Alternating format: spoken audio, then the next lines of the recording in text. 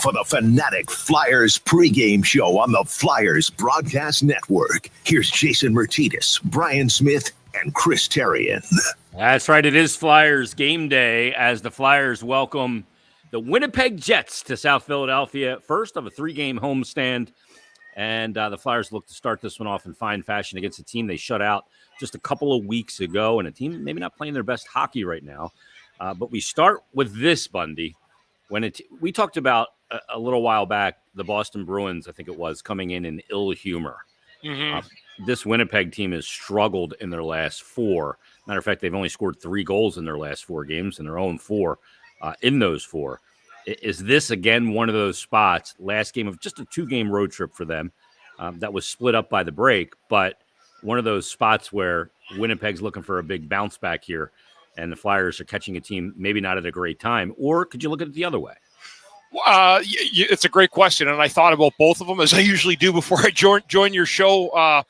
This is a weird one tonight because Winnipeg got healthy, right? Like they had Connor out of the lineup, Scheifele just came back last game.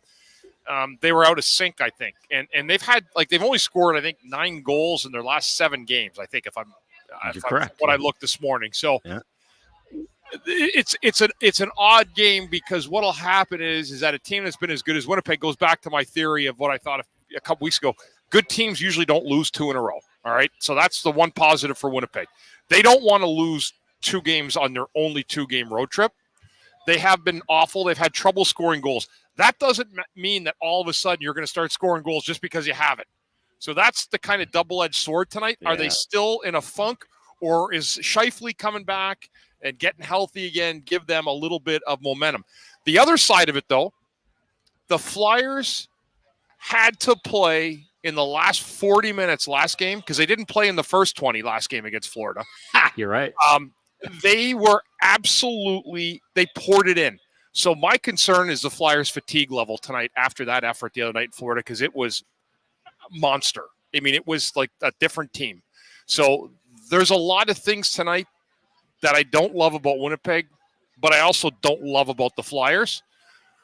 But I'm a guy that goes with trends, and I have a feeling this is going to be another very low-scoring game again. I don't think Winnipeg is going to fill the net.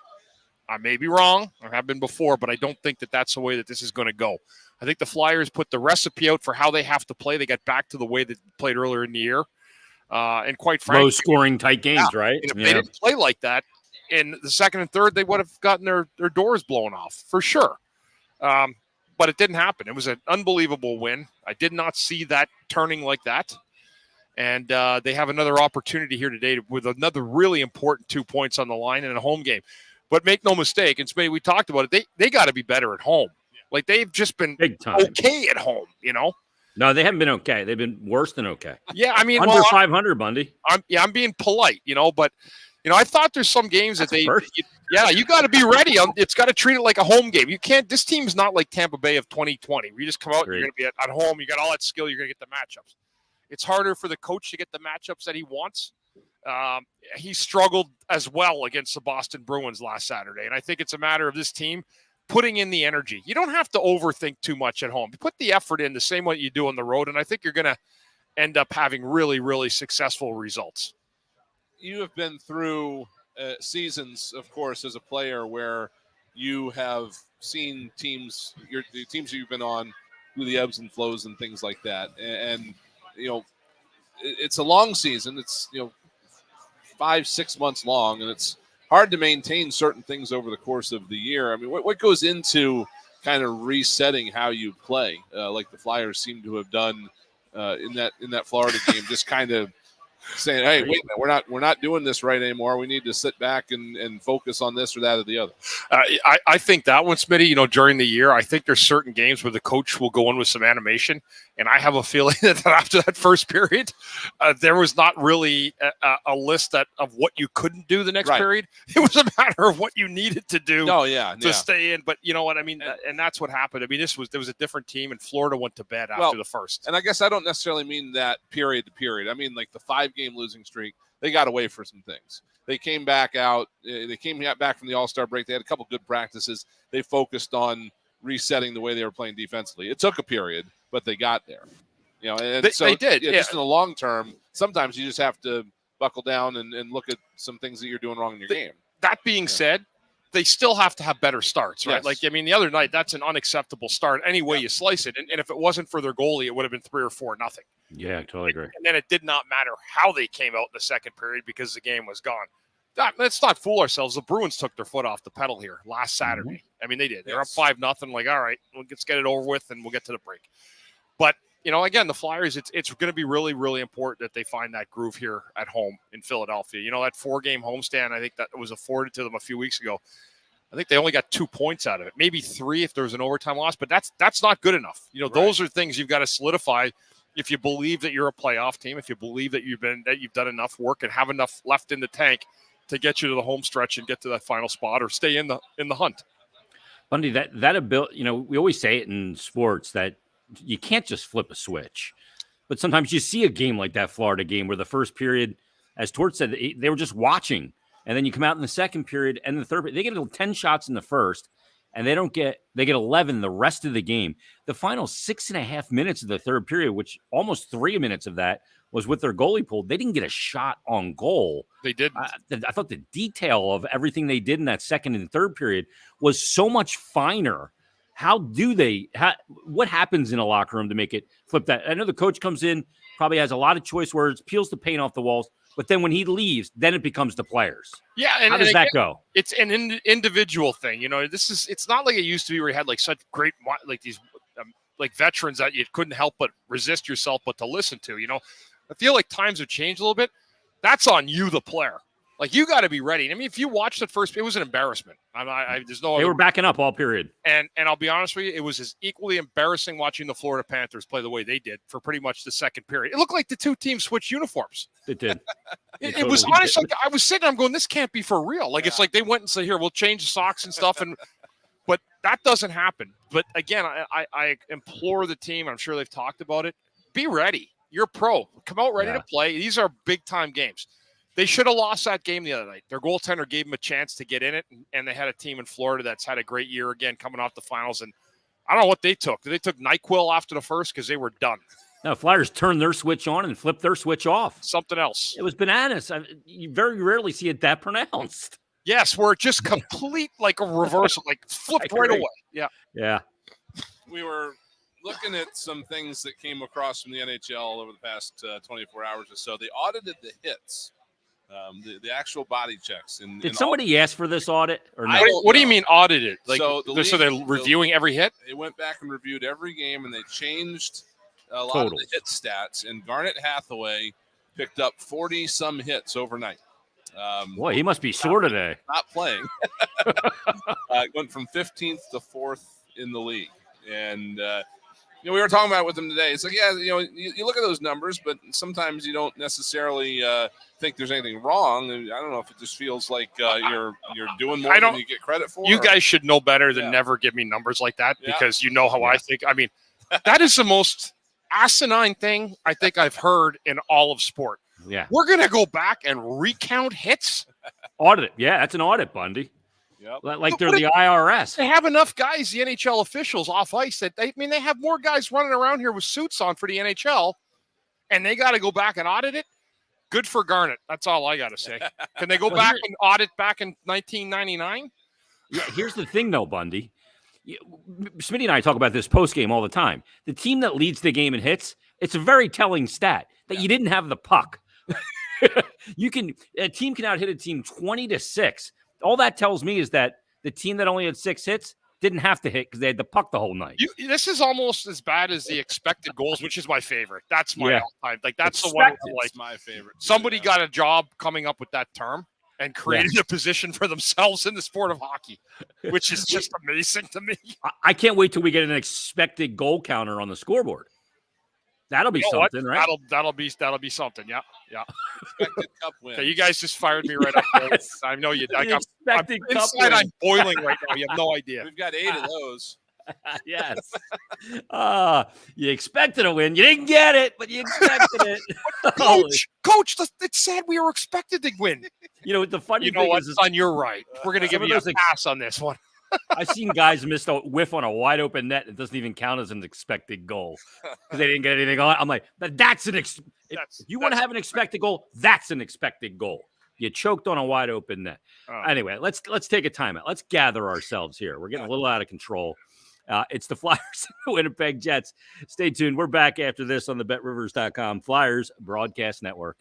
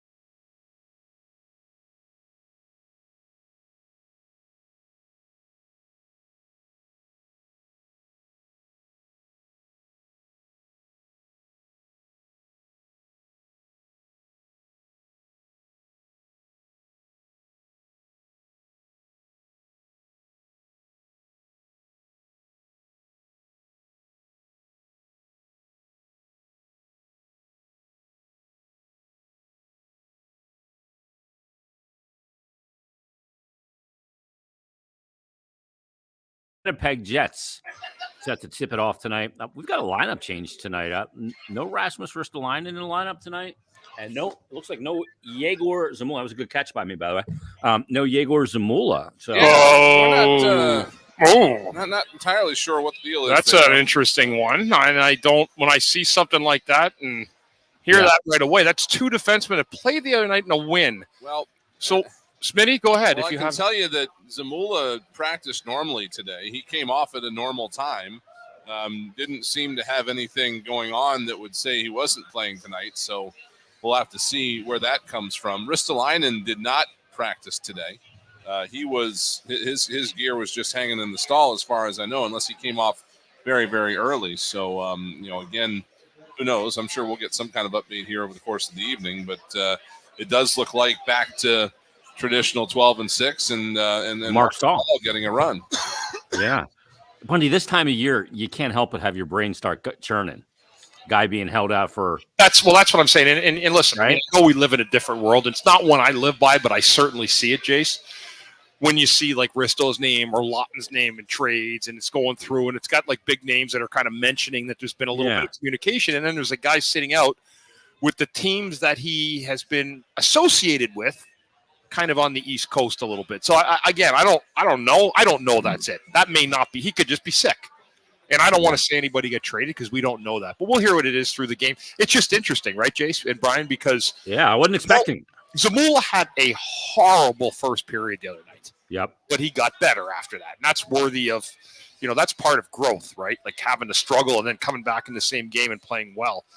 I don't understand. It's a strange one because it's very late in the day for that, and it must have happened before warm-up. So we'll try to get information throughout the course of the evening, but I don't have anything to say, Jason. I just don't know if it's a personnel thing from the coach, if there's an injury, an illness. I don't know. Yeah. A bit of a curveball. Stahl's going to play with Drysdale, by the way.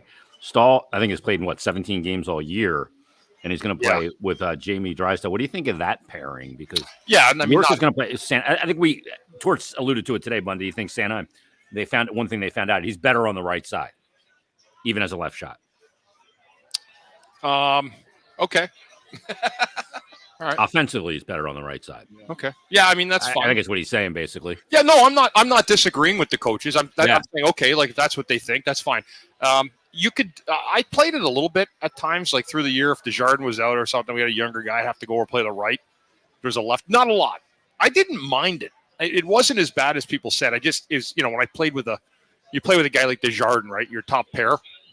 It's always better having the left-right guys together on the same side. Yeah. Really, really hard when you got two guys that are the same stick as a top pair. It just makes it harder to move the puck efficiently. And I think that's something that people consider. But if that's the case, good for Travis. It's a bonus. Getting back to the 12 and 6, I mean, that's something that you've preferred, right? The 11 and 7 being tough on it. Seems like everybody. I don't know. Obviously, there's been some other reasons that the Flyers have stayed with it, mostly to give some forwards, I guess, a little bit of extra ice time. But I guess just go over that for us again in terms of how the game operates. Flow, and knowing when to get on the ice and get off the ice and yada, yada, yada. The problem is with 7 defensemen, this is a really weird take, but everybody else worries about the guy who they think is a 7th defenseman. And most of the time, the coach isn't saying, okay, Jason, you and Bundy are up. Brian, you and Bob are up next. If there's a 7th guy, and believe me, everybody knows who the 7th guy is. Yeah. Right? Like there's 6 guys and then there's an extra, and everybody knows that there's a 7th guy. So what happens is that you try to, being good guys, you're trying to get your buddy in the 7th defenseman more ice time without the coach knowing. So you want a rotation going through, but I don't know how they do that now. But you can't worry about it as you're trying to play. You guys are playing this game at the NHL level. You can't be worried about that. But guys do. But ultimately, you are. That's the human nature of it. You are. Yes, we are, and that's why it's problematic. Yeah, it is. And I mean, they've gone 11-7. Seems like the more we talk about it, the more they go with it. But I don't like it at all. I mean, it just. So does that put D'Lo back in then? Deslauriers go back in? Yeah, so Deslauriers will fill out and round out the 4th line. With Lawton and Hathaway. Yes, correct. Boy, Hathaway's going to be sore after the 40 hits last night. Based on that audit. Everybody in that game. No, that was how many were added to the audit last night while he wasn't even playing. Yeah. It happened overnight because they performed the audit. You guys got to stop telling me stuff like this. Seriously. Yeah, we're just trying to keep you on your toes there, Al. Let's pay another off-ice official more money so we can have an audit done. It would be only more weird if it wasn't true. The Winnipeg Jets tonight, Bundy. Yeah, they're in this position. They were the top team in the NHL when the Flyers saw them last. Mm-hmm. They're now sitting 3rd in their division. That's the same spot the Flyers are sitting in the Metropolitan Division of the Eastern Conference. We know how tight things are. And I deemed on Flyers Daily, I think it was 2 days ago, that it is officially, or maybe it was yesterday, officially scoreboard watching season. Because you're watching what other teams are doing when you're in this now 31 games remaining tight playoff race. When does that part creep in for a player? I guess everybody's different, but certainly after the All-Star game. Yeah. Where you're really, but for it, and you know what, Jason, it really depends where you are in the standings, right? And how much familiarity you have with your team to recognize we are a good team. We're going to have a strong finish, no matter what. And then there's teams like the Flyers that probably went into the break saying, whoa, we better wake up here or we're going to be golfing on the 15th of April. And that's not what they want. I think the part of what's been special about this year is that they've taken guys that nobody really believed in. They weren't sure what the chemistry would look like. And they've proven a lot of people wrong. And so that's been the hope for this team. In the ongoing saga of me getting information about our team from Elliot Friedman, he says that it's illness tonight for Ristolainen. I don't know where he got that, but he's usually right. So all right. We'll see. We'll give Friedge the benefit of the doubt. Let's take our last break, and we'll come back. We'll give you the line combinations, the D pairs, and much more. And on Ask Bundy when we come back, I'm going to give a chance to chew on this. Not about an audit or anything like that. About the importance of winning that first game back after the All-Star break and not dragging the bad taste of the 5-game losing skid into this part of the schedule. Stay tuned. We're back after this on the BetRivers.com Flyers Broadcast Network.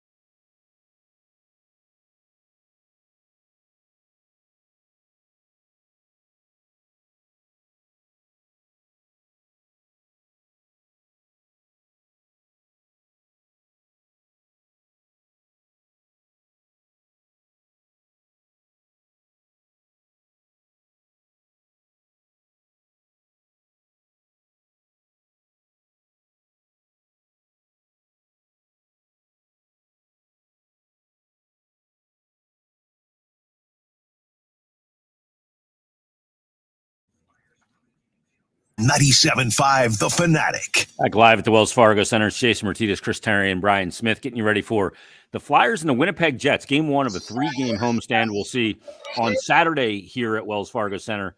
Dave Hackstall and the Seattle Kraken, and then Monday it'll be the Arizona Coyotes. Bundy, they have the 5-game losing skid going into the break, and that first game back, you get a tough opponent on the road in Florida, and somehow you find a way to get out of there with a win. Really important, though, not to drag the losing streak into the reset, if you will. From a player's perspective, you don't want to put a sour grape back in your mouth after you finally kind of got rid of the bad taste. I gave you that big dog barking the other night too, didn't I? You did. I told you that take was a Bundy cash money line bet plus dollars. Yes. I can't. That was a good one. You know what, Jason, great question. And it kind of flows back to what we were talking about. They simply have to be better at home. And it's unacceptable to say, oh, we play good on the road, but, it's not been as great at home. That's never going to work with it, especially with a coach like John Tortorella. So they've got to figure that out. The starts need to be better. And the one thing they continue to do is kind of like wean into games a little bit. Take it to the other team. Hard work and determination you do has nothing to do with skill at the beginning of a game. Skill takes over more, I always find, as the game gets in a little bit, where guys become warm. They got a feel for the game. Early in the game, there's no reason why you can't put the puck in and get in there and pound some bodies in the corner. Let them know at least this is the kind of game we want to play tonight.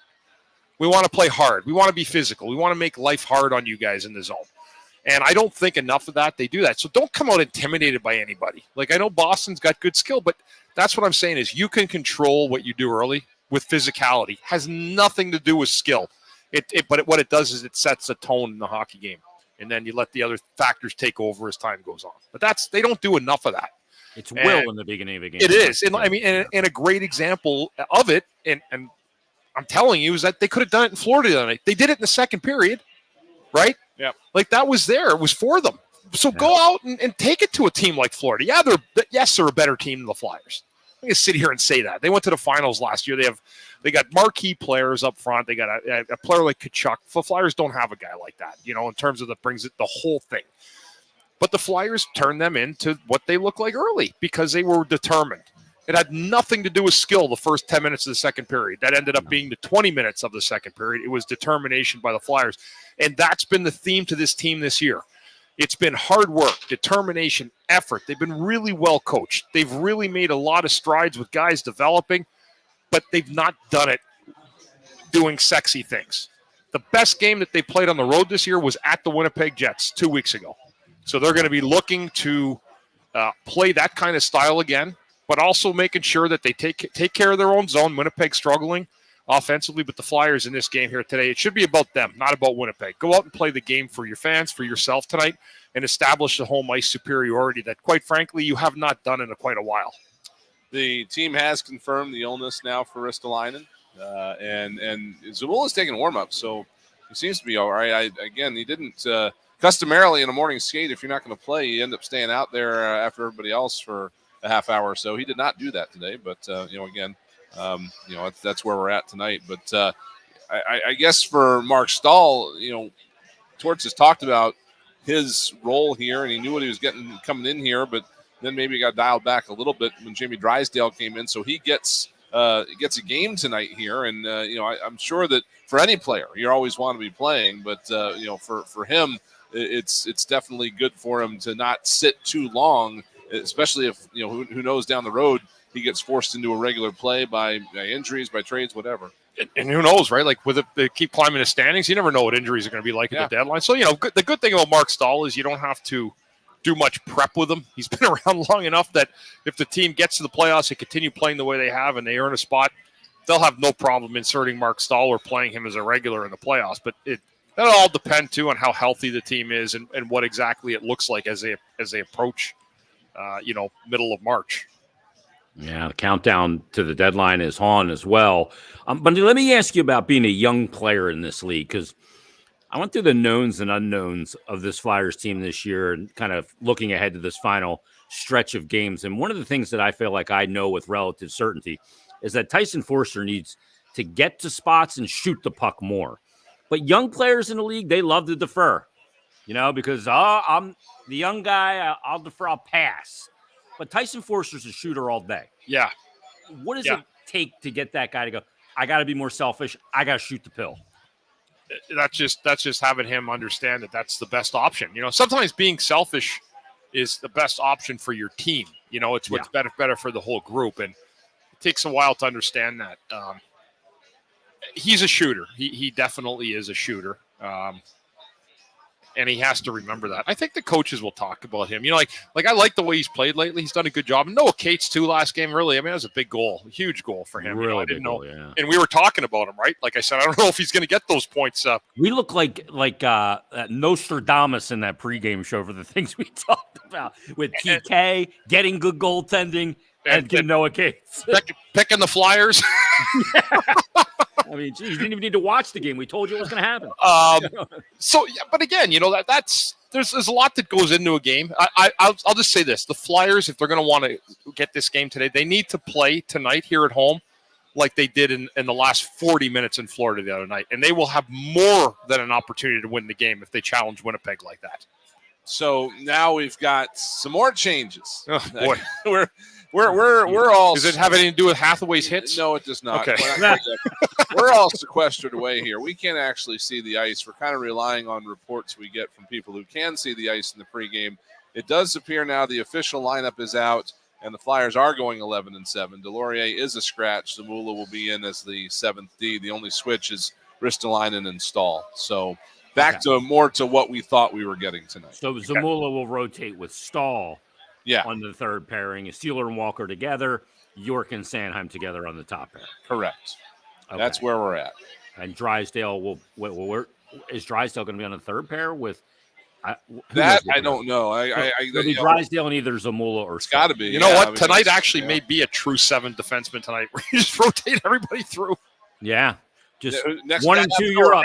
Right? 1 and 2, you're up. 3 and 4 next. 5 and 6. 7 and 1. 2 and 3. That whole thing. You never know. We'll see how it plays out, but that's interesting. So some last minute changes here tonight. Flyers are going to take on the Winnipeg Jets here at Wells Fargo Center. First of a 3-game homestand, which will be commence on Saturday as well. The Flyers take on Seattle Monday against Arizona. Team's got to be better at home. Yeah. Stay tuned. Tim Saunders, Todd Fedoruk. They've got the countdown to face off, and that'll be followed by all the first period action between the Flyers and the Jets. You've been listening to Flyers Game Day on the BetRivers.com Flyers Broadcast Network.